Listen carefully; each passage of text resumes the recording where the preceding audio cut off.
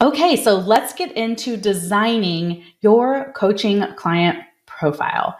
This is such a foundational piece that so many coaches just bypass, and I want you to really take the time to create what I'm going to call your imaginary best friend. So, what is a coaching client profile? It's a fictitious character that represents who is the perfect fit for your offer. And it goes into more detail than just the basics of marketing demographics. Of course, we're going to do that, but we're going to also get into psychographics, which is taking it all to the next level. So you may have heard of your coaching client profile as something that's called a client avatar, target market of one, ideal client, etc. And, they all are about the same thing. We're just going to do it a little bit differently because we want you to fast track all of this, right? All right, so your coaching client profile is your buyer persona that's detailed out in a document that you use as a business strategy tool over and over again. And I'm going to show you how to do that. So why does it matter? Why do we need a coaching client profile? Well, it helps narrow in on your marketing strategy, which is going to save you a ton of time and money. So when I wasn't using this strategy in my own coaching business, I was getting all kinds of different people and in different stages of their life and their business and all that kind of stuff. And I was just spending a ton of time trying to market to everybody versus being really clear on who I want to serve.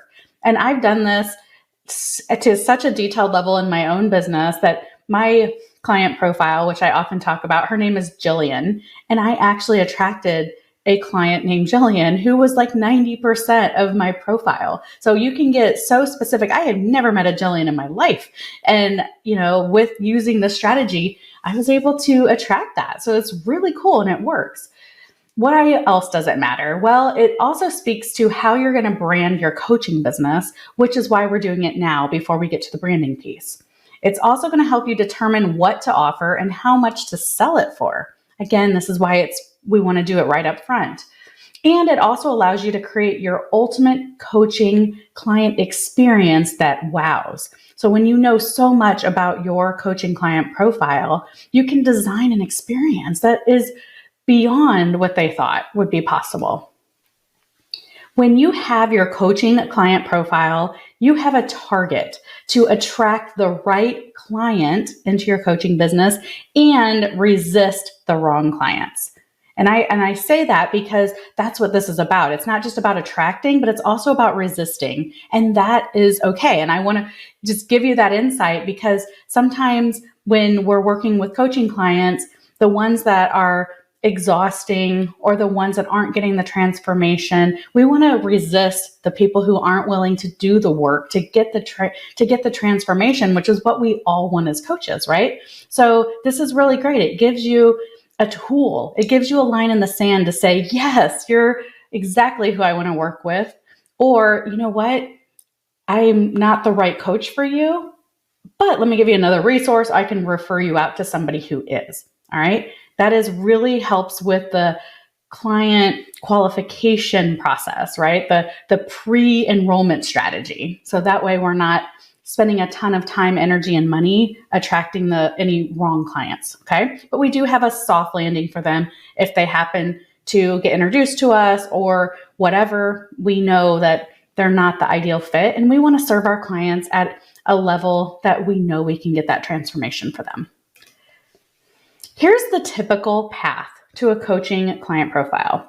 When you're starting up, it's like, you want to work with everyone. You think everyone's a client. We want clients. So therefore, we will serve anyone, right? And that's why there's, a lot of people in the red square, because it's like when most coaching companies are starting up, they're like, we are open for business. Anyone who wants to come in. And then what happens is as the coaching company, and this is coaching companies, but it's also every other type of company usually as well. So once you are growing and you get to that point where you're making more money, you're refining some processes, you aren't serving everybody. Like, your client profile isn't everybody as much as it is. You're narrowing down on that and we're getting clear, and it's helping us maximize our profits.